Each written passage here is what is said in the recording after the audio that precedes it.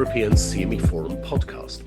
European CME Forum is a not-for-profit organisation that promotes multi-channel discussion on matters relating to European and global CME CPD. My name is Eugene Pozniak. I'm the Programme Director of European CME Forum. The 17th annual European CME Forum took place from 6th to 8th November 2024 in Madrid, Spain. The theme of the meeting was Tomorrow's World Today, which we addressed in three parts to include Gen AI and digital innovations, Thriving Today, Anticipating Tomorrow, and finally, Tomorrow's World Today. To kick off what will surely be another eventful year at CME CPD, we've put together three podcast episodes with some of our highlights from 17ECF. In this second episode, we will showcase insights on Thriving Today, to consider our current best practices, and Anticipating Tomorrow to cover developments, techniques and challenges. And these were shared by our European and global education experts. In our first clip from the Thriving Today Current Best Practices breakout sessions, Stephen Kufchuk of Cleveland Clinic discusses with Chris Elmet the outcomes of his workshop, From Idea to Funding, a Guide to Securing Grants and Other Funding Sources for Health Professions Education. Our session focused on how do we fund the educational initiatives that we're interested in implementing. That's a huge part of the battle, and it takes a lot of investigation to assess what options are out there. And so we dove right into a case study where we divided up into groups that looked at industry funding, where they would pursue sponsorships or grants, those that would approach it from a registration model, and then thirdly, a blended model. So we ran out of time to hear from all the groups, but through hearing the ideas, what emerged were tips and best practices around approaching funding. And some of those commonalities were it takes, number one, a lot of investigation, so you have a plan to accomplish your goals. It takes honing your target audience. Sometimes when people are pursuing sponsorships and grants, they think they can teach the entire world everything all at once, and it's like the limits are endless. It's an endless limit. And so really, but that you're not going to be successful. To satisfy what sponsors and grantors expect, they want to know you're reaching a target audience, you have a specific education plan. And it also takes collaboration. You have to have a local context in how you're going to teach people in their own language, and understand their local practice setting. And you can't do that alone. You're going to have to collaborate with stakeholders who understand that and master that and can work with you on that. For a registration model, which is very possible, maybe not prevalent, but possible, that takes creating a community of learners that are going to get something out of that education by opting in. Whether it's for a 3-day event like this where we're going to form a community, it's worth something to all of us that we're willing to pay and be here. But for healthcare professionals, it's really analogous, where they would be willing to cover their costs of participation if they're going to meet educational needs, if they're going to build community, and they're going to come out better after it's all done. And you have to think longitudinally in that regard. And then the blended approach, while possible, it's more difficult because you essentially, as Alvaro and Pam were my collaborators in the session, pointed out, you essentially end up having two different bosses. You're trying to satisfy the learner and create an educational initiative of what he or she would pay for. You're also trying to meet grantor and sponsor expectations, which can be very difficult. So those are some highlights of what we discussed. Fantastic, thank you. And just as the room is just warming up to that, I imagine funding your program, that was probably the 11th commandment, wasn't it? It's such a fundamental and long-standing issue, is how do we get this program funded? Is there anything, thinking about the sort of theme of this section, Thriving Today, Anticipating Tomorrow, was there anything you sort of discovered or explored that's sort of new and is helping to approach this in a different way in this area? Well, I welcome Pam and Alvaro to chime in on this. I think It's maybe not new, but it's a reminder that persistence will pay off.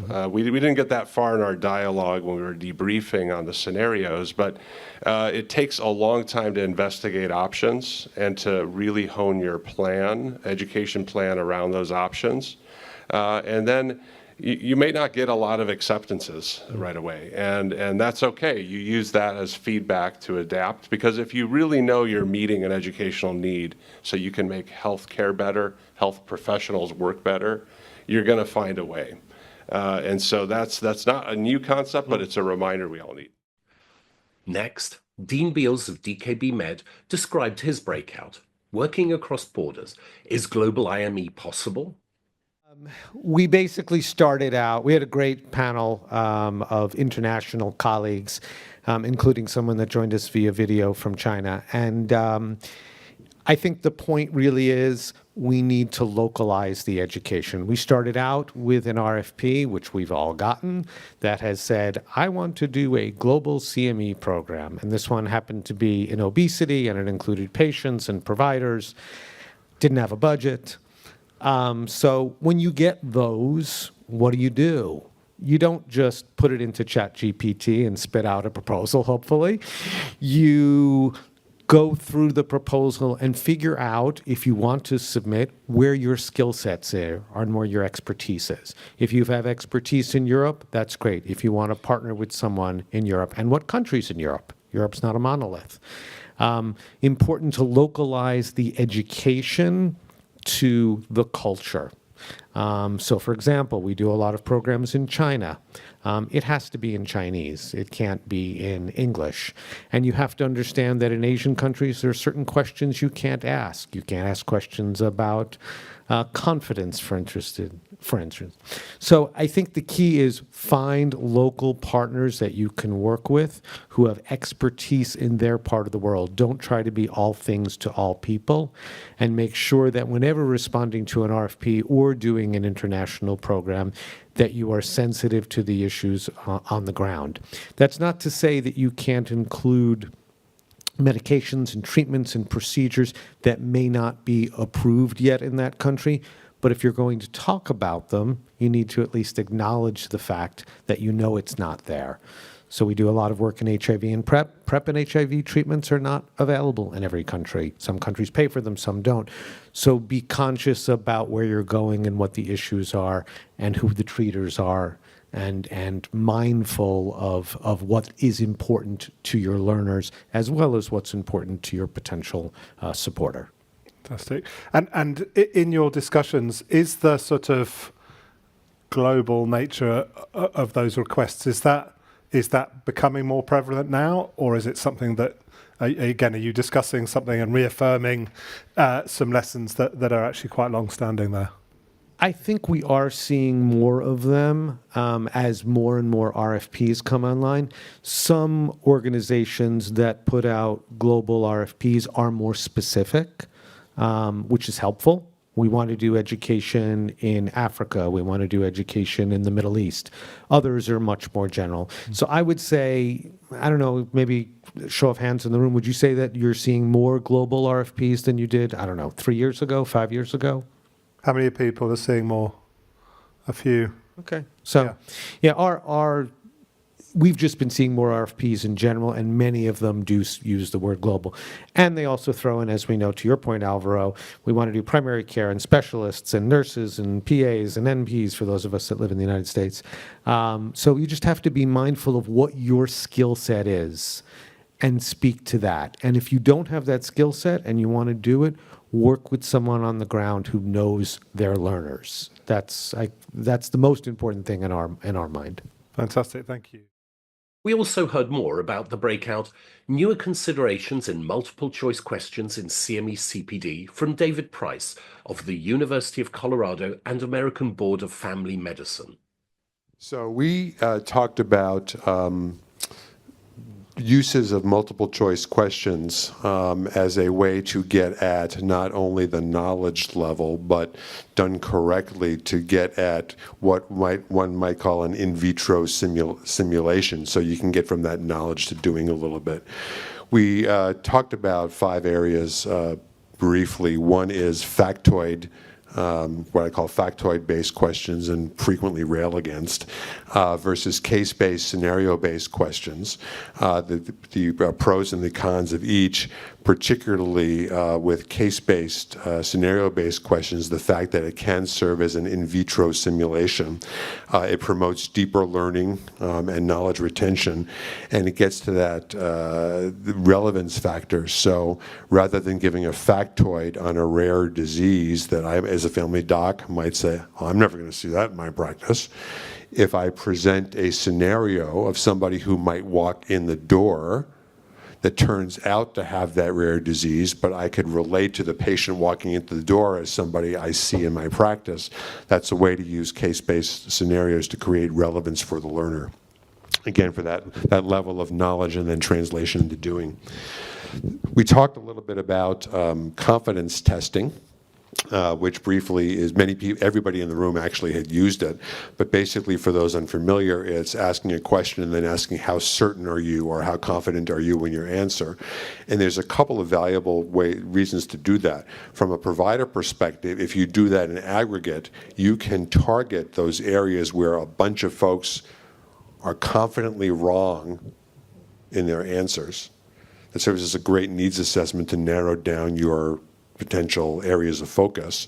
From an individual learner perspective, if I'm confident and wrong, I might want to go back in my own self-directed learning and say, I better focus on this, because the potential outcome of confident and wrong in practice is you could hurt somebody. So we talked a little bit about that. We talked about spaced repetition and using case-based questions for spaced repetition. Again, repeating that question over intervals. And we went over the data, including a study that we had done that shows spaced repetition is better than no spaced repetition for up to 18 months and 24 months for retention of learning, which is, again, it's a long-term outcome. And then we talked about the use of what we call cloned questions. So a cloned question takes the original teaching point or testing point of the question, scenario-based, and changes the question. You change the gender, you change the name, you change the comorbidities, you change the correct answer if there are more than one correct answers, you change the distractors, you reorder things around as a way to look at transfer of knowledge from one scenario to another. So again, yes, this is on paper and in the classroom, so to speak, but it does get at that impact beyond just what I'm learning right here and now. And at the very end, we talked a little bit about AI, and the way I think I would summarize that is everything that was said in the first session this morning, yes, ditto. But particularly what we emphasized a little bit is that when you're asking these case-based scenario questions that get at things like diagnosis and treatment together without giving away the diagnosis, there's a lot of nuance in case-based scenarios. And it's very, very difficult to teach a chatbot how to recognize that nuance. So I consider that job security, and that there's always going to be a need for the human touch, the experienced clinician to say, yeah, but you got to think about this in this particular scenario in order to make it realistic. This was followed by some words from Suzanne Murray of AXDev Group, who described her session, Why are we only talking about outcomes when we should also be talking about impact? So we wanted to explore, or I wanted to explore with the attendees what the difference is between outcomes and impact. So we had a lot of discussion around that. It led into other discussions, but fundamentally we're using the word outcomes and impact interchangeably. Correct? Do I see any heads nodding at all? We say we're going to measure outcomes of an education that's going to yield outcomes on patient health. And so that word, we as a community of educators need to understand the difference and what are we really referring to when we use the term outcomes versus impact. So we had a lot of discussion around that, but it led into some debates, it led into some questions around also what are we really measuring when we're referring to education? Are we measuring the impact of the intervention, the education intervention, on a healthcare professional, on the professional and their team? Should we go to the next level of looking at systems? And I think Stephen just articulated the collaboration that they have created between their educators or their CE department with QI. Why QI? Why all of a sudden this emergence of quality improvement? And the fact that we, I think, believe and recognize, and the literature would support, that education alone cannot necessarily have a direct impact on improving patient health outcomes. It can have an impact on competencies. It can potentially have an impact on what a healthcare professional or health team how they can perform, but can we take it all the way to patient health outcomes? The patient has a significant role there in that context. So we talked about that. So we need to all, as a community of providers, we need to get better at understanding not just how do you measure, but what exactly is realistic to measure if we're only looking at an education intervention directly targeting healthcare professionals.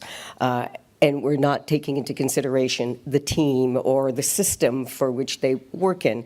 And we've evolved. We talk about competencies, that education has an impact on competencies, but I can educate David and help him become very competent, but he might not be able to perform, or he might not be able to change his behavior in the system that he is working for multiple reasons. So collaborating, as Stephen was mentioning, collaborating with the system and knowing where our education is possible to have an impact or outcome, that is critical. So to your question, coming from a funder, as a provider, and many providers in the room, we all need to up our game. In our first clip from the Anticipating Tomorrow, Developments, Techniques and Challenges breakout sessions, Álvaro Margolis of Red de Educación Médica Continua described his breakout, Advancing Team-Based Interprofessional Education. We actually had a case scenario of a topic in nephrology that was quality of life, and where actually the target audience was the team, the interprofessional nephrology team, rather than one of the individual specialties and professions. So the discussion went very well, in the sense that, of course, you need to understand first what you want to achieve, and then you definitely might consider doing pilots if it's something that you haven't done before, to see how that works before engaging in a massive program. And then definitely, if you're targeting a team and with the different professions in it, you definitely also have to have them in the faculty. There was a conversation about the power dynamics too within the team and how that works on the education side, how to cover topics that are physician-related versus topics that are for all the members of the team, etc., or for other professions as well. And just in brief, if you covered it, and from your own experience, how does the education change when you're trying to be sensitive to that dynamic, that there's power structures in your, in the group that you're teaching? It depends on the power dynamics prior to the teaching. In this case, I think that the nephrologists are used to working in teams, and this is the topic that was selected was a very team-based topic. So it's not glomerular diseases, which is something for the nephrologists only. It is a topic, quality of life, and many aspects are covered by the different members of the team and together. Next, Katie Lucero of Medscape Education described her breakout, Readiness to Change. What is it? How do I use it? We talked about Prochaska's TTM, Trans-Theoretical Change Model, and how to apply it to educational planning, but also how to apply it to outcomes and outcomes expectations. Lawrence's big push at the end was that it takes time to see change, given that learners are progressing through different stages of change depending on where they start when they come into an educational initiative. I showed this basic segmentation of a group of learners who maybe it's dermatology education. You have a group of dermatologists who are using the most innovative evidence-based care, and you maybe have a group of dermatologists who aren't for atopic dermatitis. And so that's a very basic segmentation you can use in applying TTM to understand your audience better. So those who are already in action, to use the TTM terms, versus those who are not but seeing relevant patients and in either that contemplation or preparation because they've come to your activity. So we assume they're at least contemplating something. And so then what do you expect from outcomes when you measure that? Is that if you don't see a big change from pre to post in outcomes scores, how many of you use pre-post assessment, right? And you're using test questions. That's our standard. And what do supporters often want to see? A big change. But if there's a big change, does that mean that everybody's in contemplation or action kind of earlier on? Preparation earlier on? Or maybe you're hitting those people in action or deeper into preparation who already know this stuff, but the education is really boosting their self-efficacy. And we showed this chart that Sarah Johnson presented in another session that I was in with her once, and it was showing how self-efficacy increases as you progress through stages of behavior change. So in a practical way, for those of you doing outcomes, you can assess self-efficacy, meaning how confident are you in your ability to do X. And the higher you are, the more indicative it is of being later in the stages of change, closer to behavior change. And then finally, it just highlighted a JCME publication that just came out that Don Moore and I had, where we actually show quantitatively that there is a relationship between knowledge competency scores and confidence, but it's not very strong. But knowledge competency scores and self-efficacy both predict real-world behavior as measured by claims data, but self-efficacy is the stronger predictor of the two. In that relationship. So I think self-efficacy, again, is a practical way to apply outcomes measurement without a lot of questions. We then heard an overview of the breakout, Advancing Thoracic Cancer Care Training through Inclusive Mentorship and Simulation Training from Kelly Nevins of International Association for the Study of Lung Cancer. My association has a mentorship program called the Academy. And right now, this year will be 35 individuals, diverse from around the world, multidisciplinary, gender, from all over the world, and a lot of low to middle income countries. And part of the Academy is to do those skills that you don't. How do you be a speaker? How do you get a grant? How do you do a research grant? How do you even do a study? How do you do all these things? How do you communicate? How do you be mindful in your practice and things like that?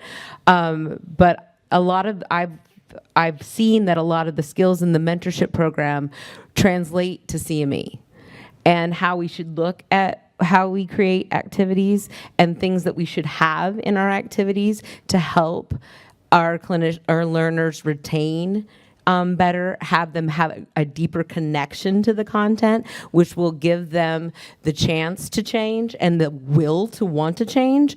And we've been talking a lot about cultural competencies, but I think another thing that, as we were talking about younger generations, we need to start thinking of generational differences in education and how we create our things and the things. Yes, we're always going to have the stuff that the older guard wants, our bread and butter. But we have a younger clinician pool coming up, and they were taught completely differently. They were taught during COVID. They were taught, we have to think of who they are, how they like to learn, what is their motivation to learn. It's not the same as somebody who's almost at retirement. They have different motivations of what they want to do and who they want to be.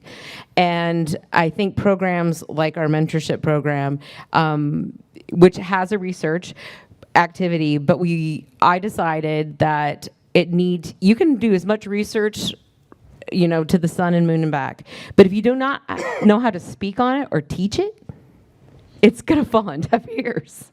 If you aren't enigmatic and know what a gap is, or what a needs assessment is, or how to take that research and teach people how to put it into practice, nothing's going to change. You're just spitting out data. So we put a program called the Amazing Case Race. And the people that the mentees have to put in a case that relates to their research. And what makes it even more beautiful is the cases are voted on at our World Conference.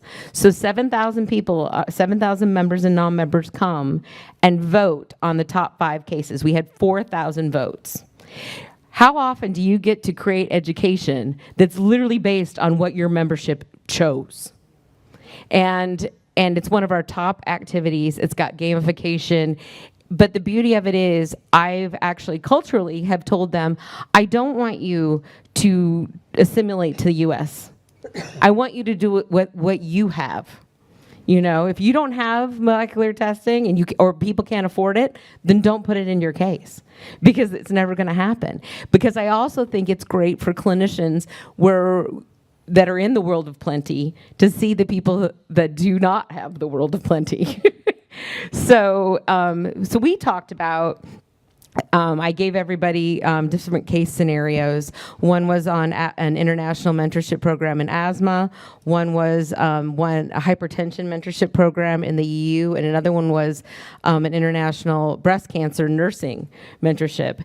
And the difficulties that you would have generationally you could either have, having an older clinician trying to mentor somebody who's much younger, maybe in different countries. You're going to have different issues. But then again, some of the pitfalls then can actually bring up some of the things you need to do, like health literacy issues. That's the thing that wouldn't work. These are the pitfalls that cause that mentorship relationship to fail because of health literacy issues in the patient population.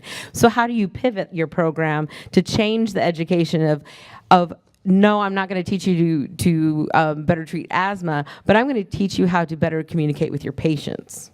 And learning to pivot, that a program might seem like it had failed, but then again, you might have learned something from it to take it to a different level.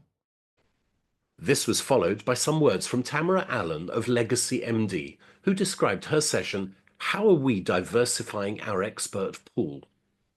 Because we couldn't have asked for a more perfect group. We had stakeholders from every walk of life. So we had medical society representation, provider education, industry representation. And so it was really an opportunity for us all to brainstorm and first understand, what are we looking at? What are our challenges when we are trying to create that perfect faculty panel? And lo and behold, you probably are not surprised that everybody faces the same challenges. So, when we're looking at being at the type of the issues we've got, there's the pool is small. And people are all tapping into the same pool. This pool is being shared by many providers, medical societies, and many industry partners. There's also an intense competition for the experts' time. Some of the groups providing education, these experts are doing it free of charge, and sometimes they're getting paid. And this intense pressure and competition for the experts' time, coupled with the fee for payment, possibly using those same experts again and again, create even its own raft of challenges with ethics and appearance for the individuals that are helping deliver this education.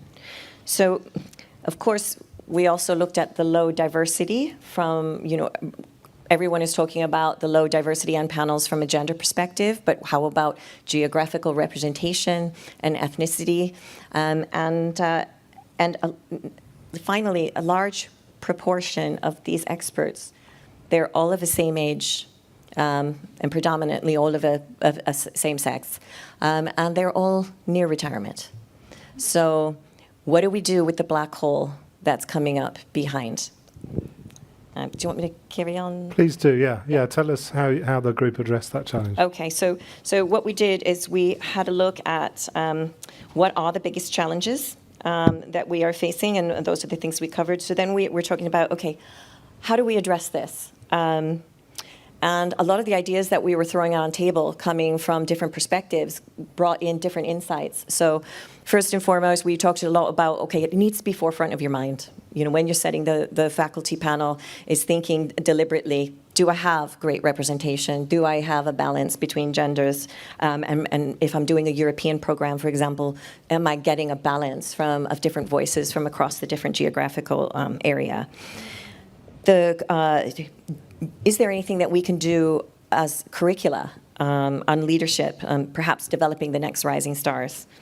Are there opportunities where we could cross-collaborate to help these younger rising stars get traction in activities? And certainly when we started to double-click on the activities that the Medical Society, for example, was looking at, engaging with these with established thought leaders and younger thought leaders of tomorrow, but also providers and also industry. There were different types of activities, and could we cross-fertilize and the training of this person? So, for example, if the EHA, with Michelle's work, she identified somebody from one of their the younger group in their medical society was clinically research focused. Could that individual be tried out by an industry partner in a local advisory board where they learn how to give advice? How do you behave in an ad board? What is confidentiality agreements? How does that work? All those things that current established thought leaders take for granted that they have learned along the way. Suddenly, with this black hole that we're faced with, we need to figure out how do we accelerate the learning with the skills that they don't learn in medical school. So we talked also about anchoring established thought leaders with the rising stars in activities by embedding them side by side. And the last thing we talked about is there opportunity for us across the different stakeholder groups to find a way to share best practice.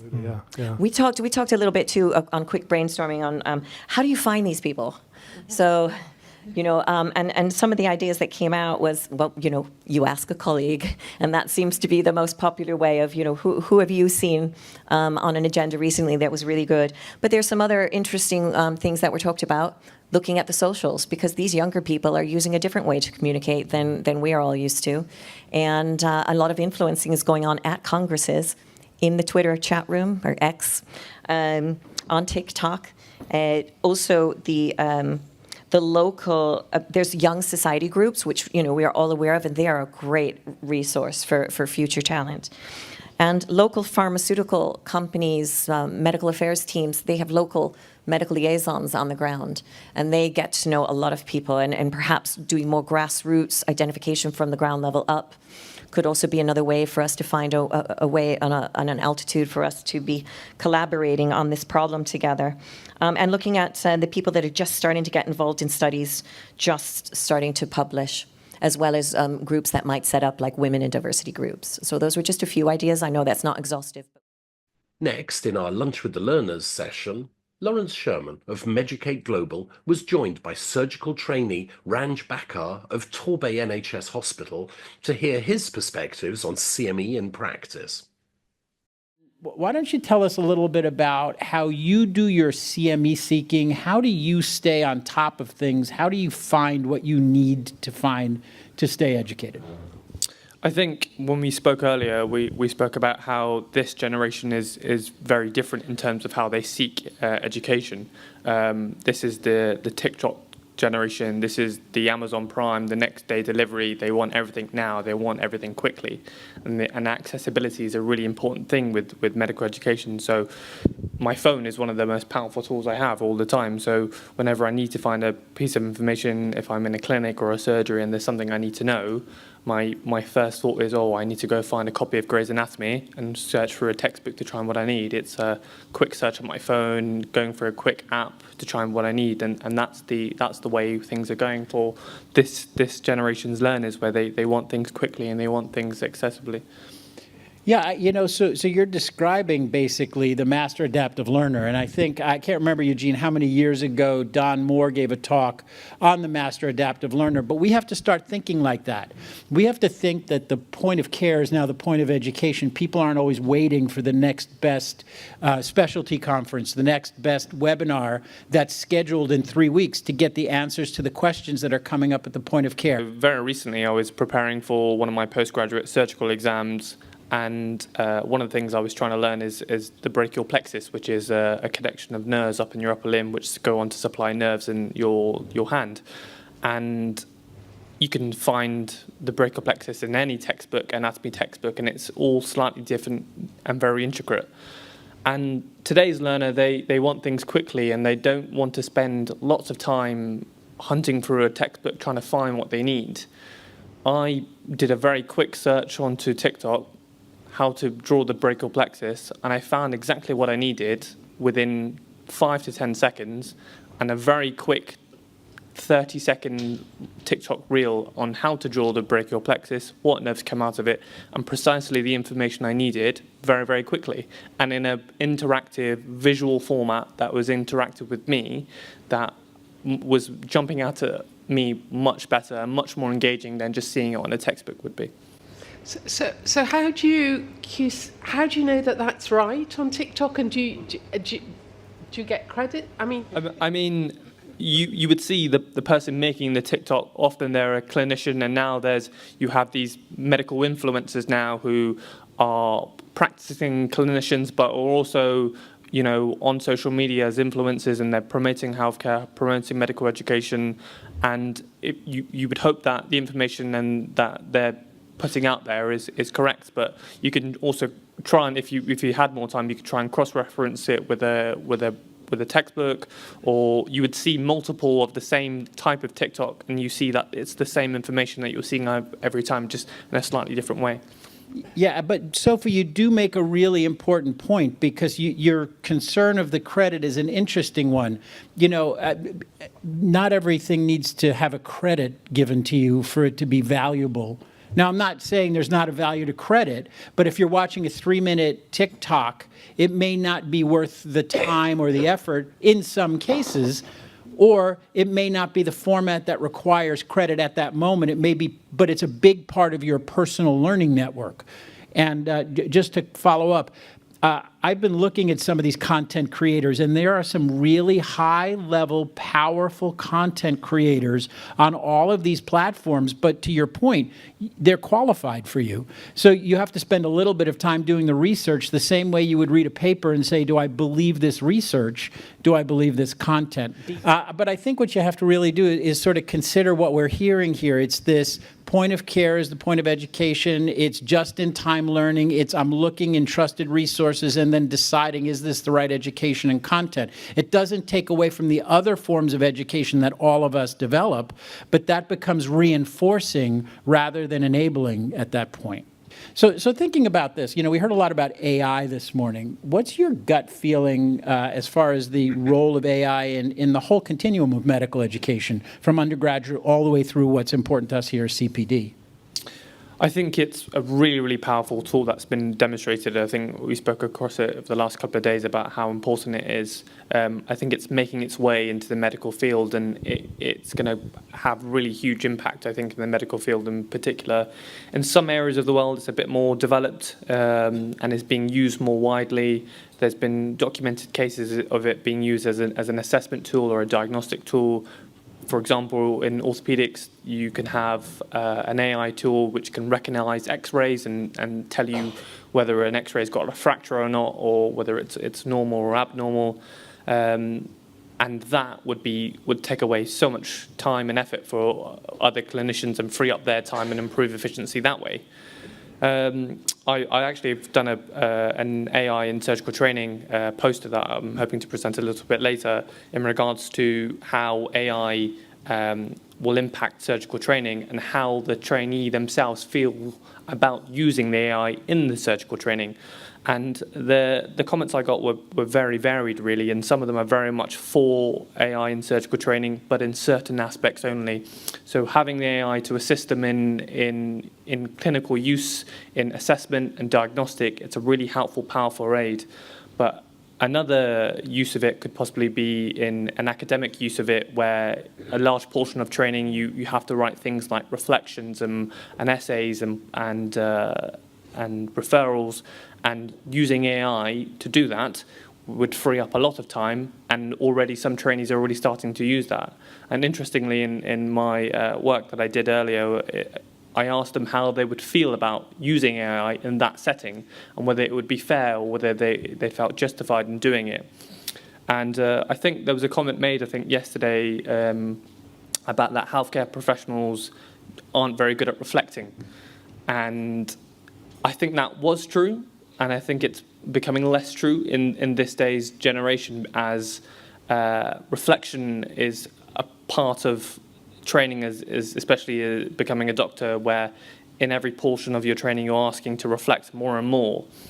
And the point of the reflection is you've seen something, a case, a patient, some sort of event that's happened, and it's affected you, and it's made you feel a certain type of way, and by reflecting on that experience, you learn from that experience. It makes you better. And getting an AI tool to write something like, I saw a patient today, write a story about how I felt sad about it, and now I've learned from it, and let the AI write it very quickly, and you submit it in your portfolio, and you don't worry about it ever again. What did you learn from that? You didn't learn anything. You've sent an AI to do it. And I think that reflection is incredibly important as the trainee, as a clinician, because that is part of your training. And outsourcing that to an AI, it's maybe quicker, maybe more efficient, but is it better for you? I think that's still up for debate, really. The final breakout session at 17 ECF was structured a little bit differently. In this case challenge session, participants were pre-assigned to one of 3 breakouts to discuss the topic. This house believes that the CME community pays only lip service to incorporating the patient perspective in medical education. The 3 breakouts represented different stakeholder perspectives, which included, firstly, the medical societies, with Amy Farr of European Respiratory Society and Sarah de Vlieger of the European Hematology Association. Secondly, the education providers, with David Price of University of Colorado and Frauke Sosseff of Courtoed. And finally, a system-wide view, with Kate Regnier of ACCME and Pam Beaton as an independent. The breakouts were tasked with discussing current practice, best practice, and future practice in incorporating the patient perspective in medical education with respect to their assigned stakeholder group. The breakouts were followed by a panel discussion in the plenary room with Maureen Doyle-Scarf of Pfizer, Reinhard Griebenow of EBAC, and Lisa Sullivan of In Vivo Academy as our panel of subject area experts ready to defend and debate a thorny challenge against the breakout leaders. First, we hear from the medical society perspective. So if we go through current practice, we had a few medical societies in our group, and Sarah and I both come from medical societies. We have the full range of patients being involved to give their lived experiences, right up until the other side of the spectrum of patients being involved in leadership, sitting on boards, involved in guidelines, so patients being completely through the society. I gave the example from the European Respiratory Society, where about 15 years ago, a patient foundation was set up, and we have dedicated staff members, 5 or 6 people, working only on patient involvement in respiratory medicine. And so we have absolute extremes. So the current practice was quite varying depending on the societies, but just to give you some ideas, we have patients involved in patient tracks, they have their own committees, they're They're involved in training programs to train other patients. We have, pretty much patients everywhere. So that's the current practice. The best practice. We thought that we could put a bit more effort into ensuring the patient in the role as an educator.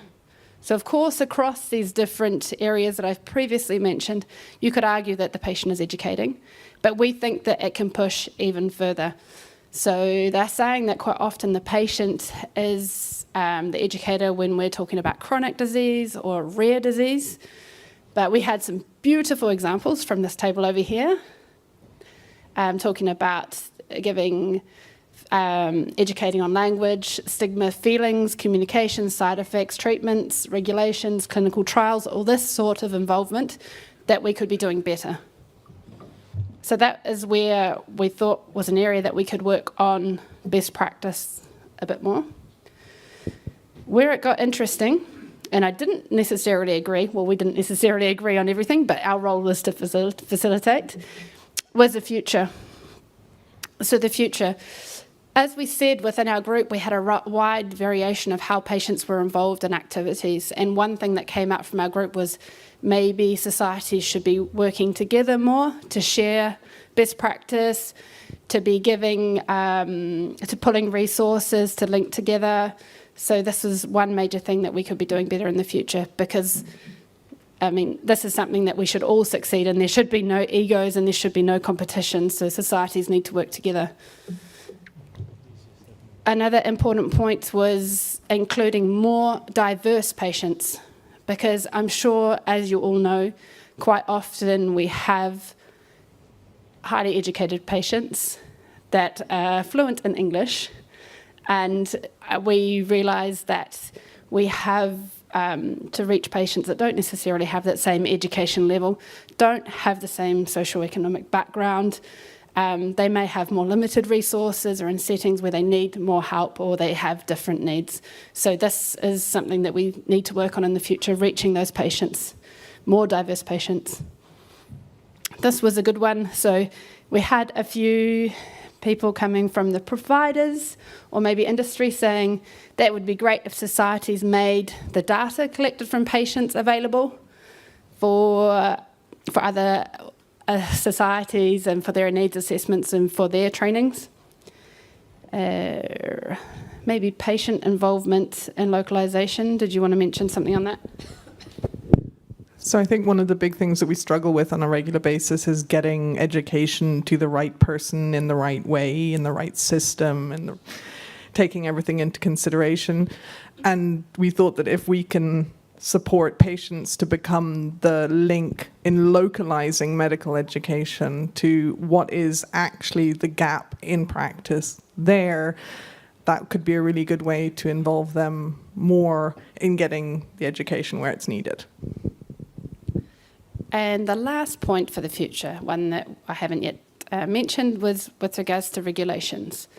Because at the moment, sometimes we have to be careful when we involve patients in activities where we're talking about drugs or different treatment options. So in the future, in the magical world, we wouldn't have these regulation problems, which can come from different countries or from pharma regulations. So this is in this magical future world that we're all going to live in. So that was it. Thank you very much. Terrific. Thanks to that team. Great. So skeptics, you've been listening to that. Maureen, I'm going to start with you. How do you respond to that? Remember, what we're trying to test out is how patient-centric CME is overall. How do you think this team have answered that challenge, both now, the best practice, and in the future? Would you grab the microphone, Maureen? Thank you. Okay, you guys were getting there with the localization point, and with all due respect, all of the things that you identified as existing and best practice and even future state, I didn't hear a whole lot of incorporating patient voice and patient preference or patient perspective into the world of medical education. Which is what I thought. That's everything we were talking about. Well, but okay, so that's why we're here. That's everything we do. So in the sense that when you're creating, because I heard about patients doing more with, teaching patients, and I'm not talking about patient education at all.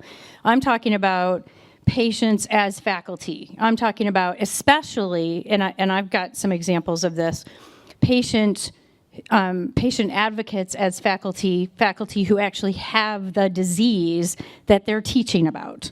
I don't think enough of that happens, although when it does, it's very, very impactful. Someone like that who is actually part of a planning committee, who's looking at the construct of the educational activity, and not necessarily in terms of the overall congress or conference, but actual individual activities. So if I was listening. Maybe I went too fast. I do come from the other side of the world, and I tend to speak quickly, but for us, I gave the example of the first one, but for us, they have that, the patients are involved in clinical guidelines, so it's from, on the leadership position, so teaching, giving their perspectives is the lowest level of patient involvement for me. That's they have to be everywhere. So for me, the patients are building the programs. They're right there before the needs assessment. They're teaching. They're developing content. They're having their say. They're going out to their communities and ensuring that it's not just their voice. It's representative of a group. So you're telling me, so first of all, if this is what your society is doing, then you need to be out there helping other societies sort of grasp this concept. Because what I hear you saying is that okay, and you put it there, yeah, I'll acknowledge that. But you're telling me that for all of the education that your society is creating and developing for clinicians, let's just call it physicians, that patients, not expert, subject matter experts, which you could argue, especially patients who have the disease, the patients are part of that planning committee. They are part of working with you as CME providers to develop every single educational activity or initiative that you guys are putting out to your members. So I'm not saying they're involved in every single little thing. Why not? They are completely intertwined in our society, so that we have a foundation and that's their job. There's 6 full-time staff to make sure that they're involved in all our activities, and they represent thousands of patients. So, and most societies do have there is a lot of connection in terms of patient organization versus professional society. So I think what we said at the beginning is that there's a big variety, and I think ERS is an example of one who is doing it extremely well. We also had the intensivists in the room who really want to do this but are not there yet. And then EHA is probably somewhere in the middle, because we do have patients involved, but maybe not yet to the extent that's there. This was followed by the education provider perspective. So we are on behalf of the CME providers. I should start with that. There were quite a lot of CME providers in our group, naturally. And for the statements that we only pay lip service, generally speaking, you could disagree with that statement, because a lot is done. There's a lot of eagerness and interest to include the patient's voice in any sort of activity in the planning of educational activities, from needs assessment to all the way to delivering the activity. It's not consistently done, granted. It's not as consistent as doing, we do a needs assessment and we report on outcomes.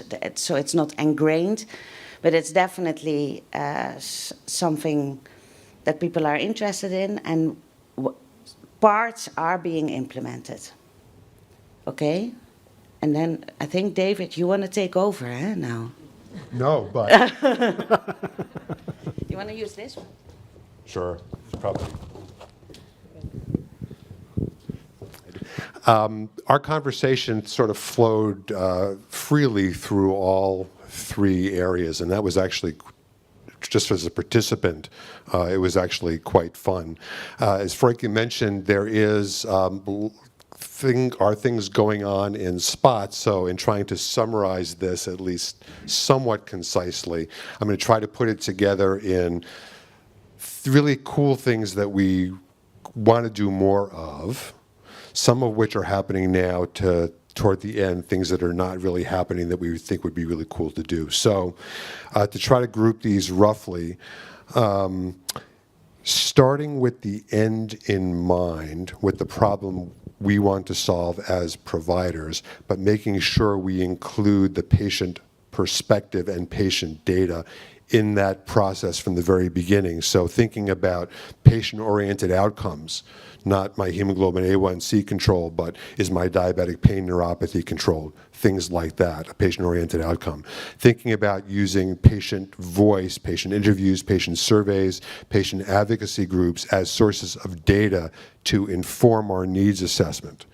That's one area.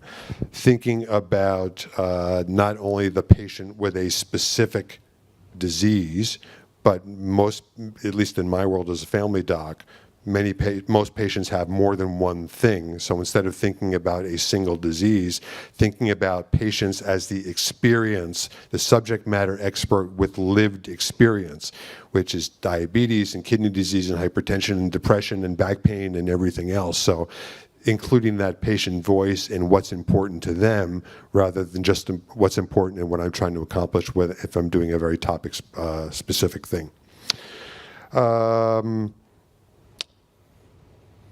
That's sort of the first thing that's starting to happen in spots, but we think we can do a lot more of it. It would be a lot of fun to do that. Second area, my notes are all over the place, excuse me. When putting together an educational activity, incorporating patients more in things like communication. Not only, in talking about how do we communicate to the disease in terms that you understand and that you want to hear it about, including not only patients but caregivers, since many patients with chronic diseases also have caregivers, spouses, parents, other caretakers involved, and including them in the process of this work as well. I think that's mostly it for number 2.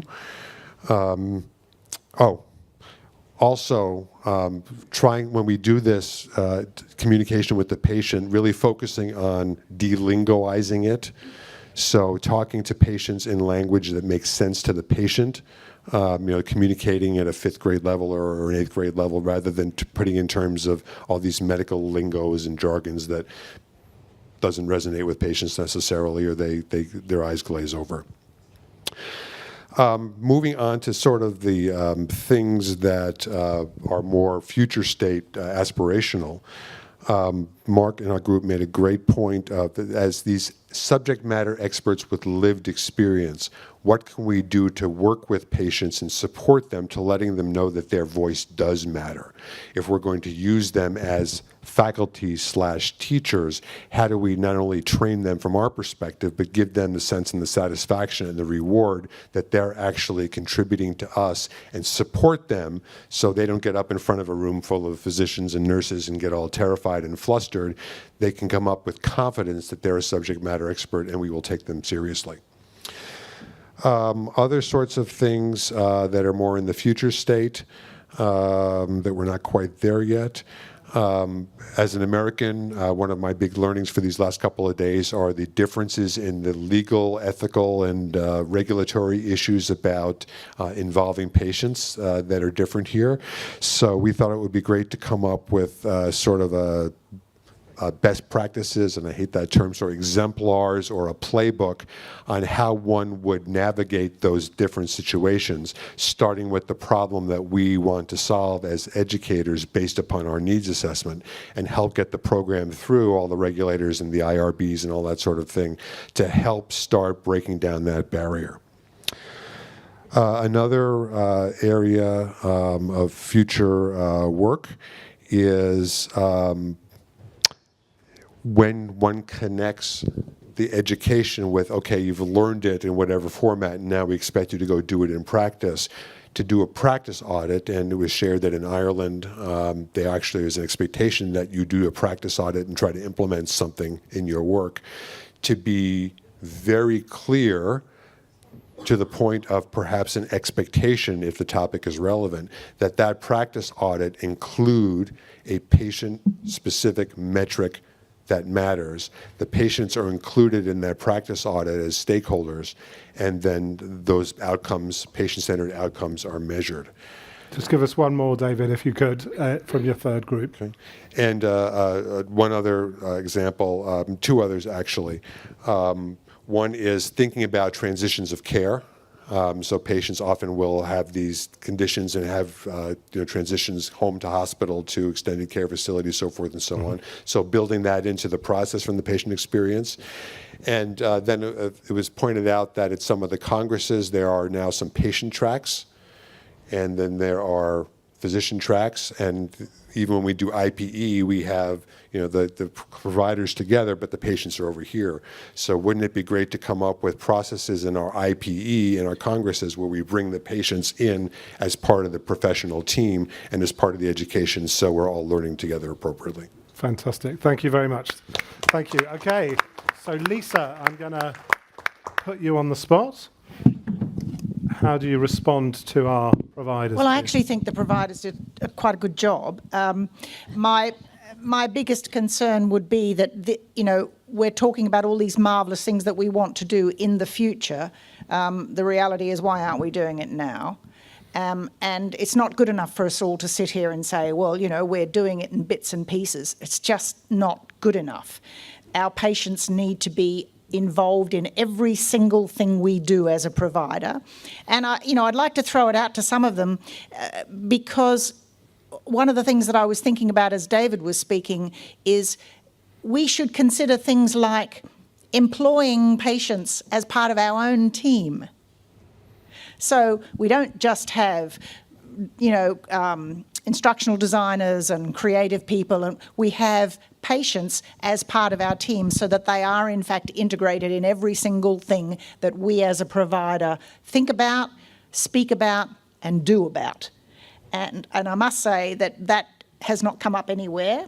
And if we really are going to change the way we manage having patients at the centre, not at the edge, which is a lot of what we've really talked about, if we really want them to be part of the centre, then we, the providers, need to be talking to them every single day, not just when we're going to do a new program or something else. Oh, Amy, yes? Are we not all patients?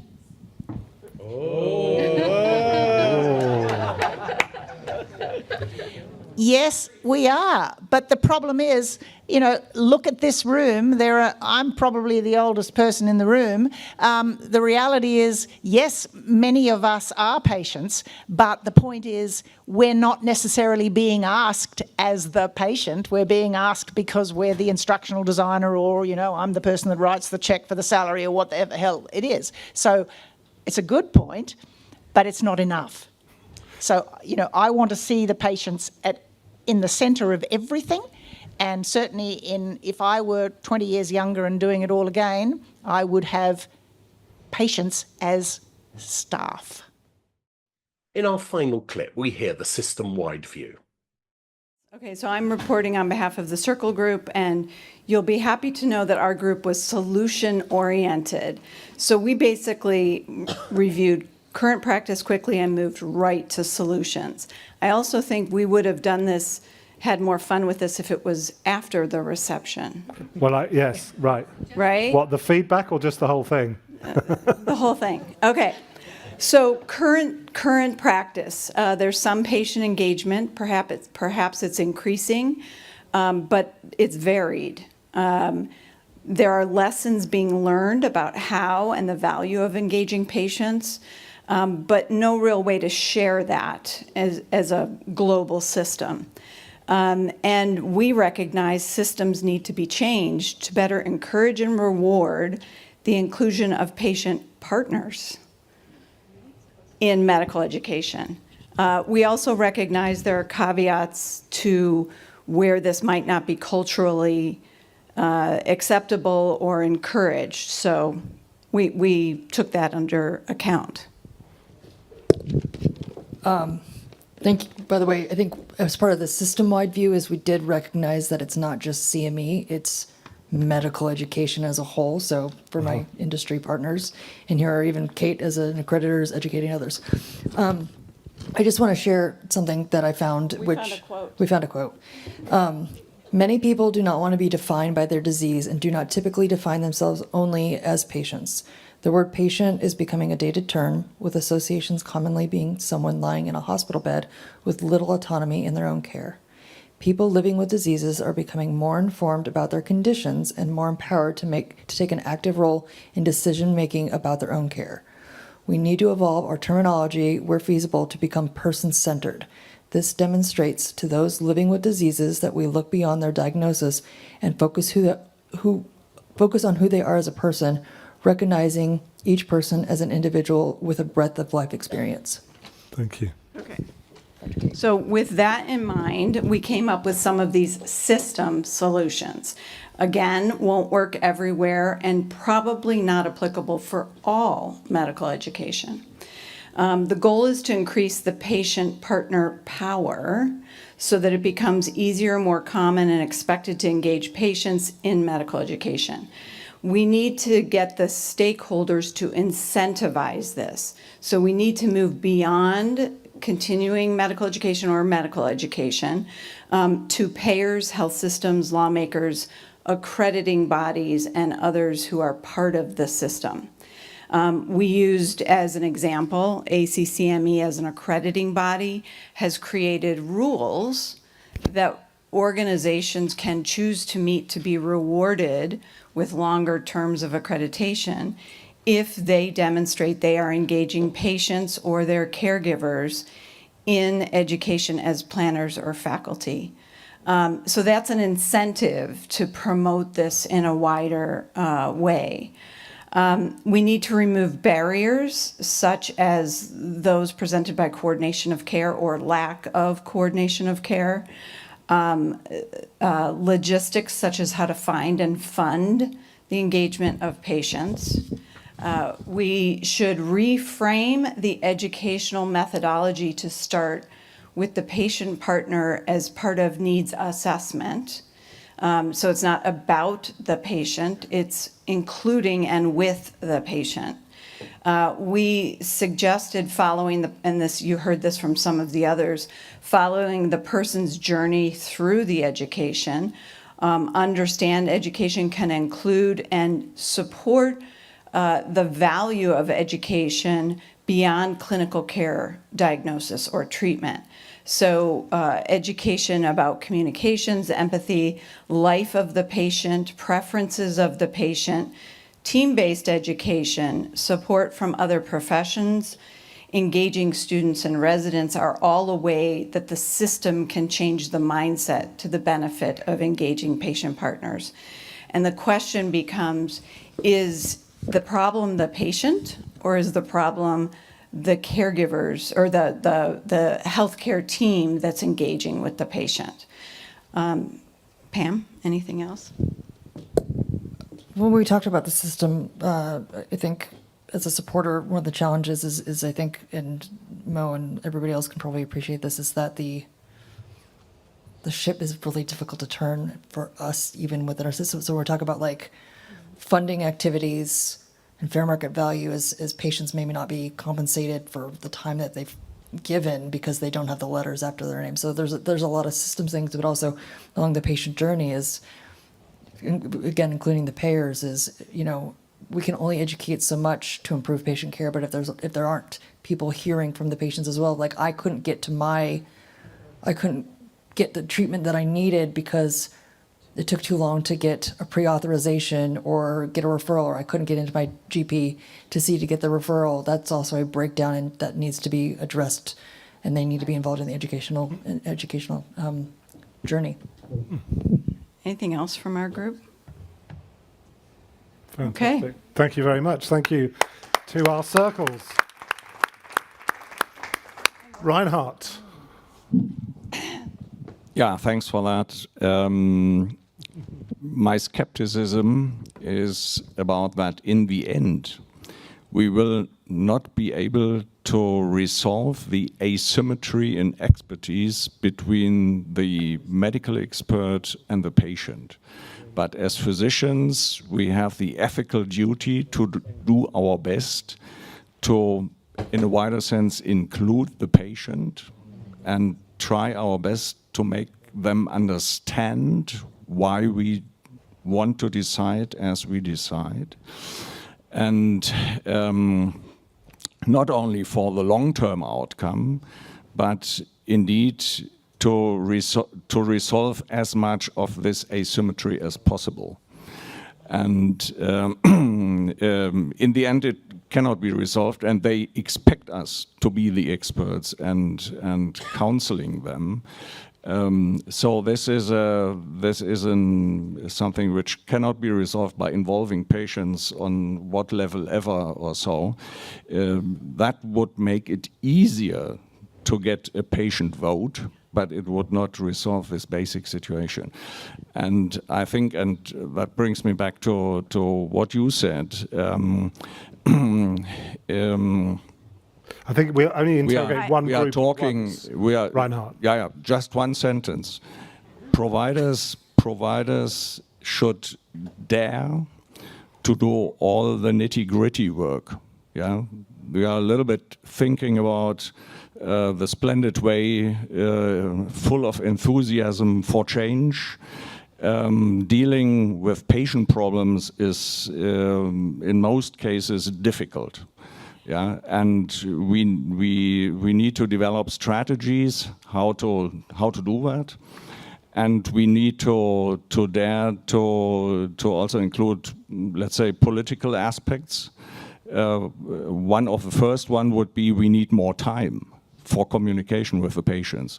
There are devastating results, for example, in research where patients have been asked, what did you understand during this informed consent procedure?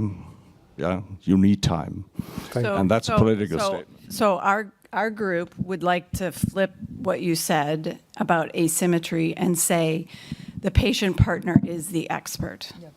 The patient partner is the expert on what their condition or disease is doing to their life. And the medical expert in the room can help support the patient partner. So our system solutions want to, and this could be what you're speaking to, sort of align them in the same direction. We hope you enjoyed these select highlights on Thriving Today, Anticipating Tomorrow from 17ECF. Additional meeting materials from 17ECF and other past meetings of CME Forum are freely available by registering on our website cmeforum.org and logging into your account. Registered participants of 17ECF also have exclusive access to recordings from the meeting sessions. Tune in next time for part 3, where we will share further highlights from 17ECF about tomorrow's world today. Thank you for listening, and join us for more episodes as we explore all things CME CPD.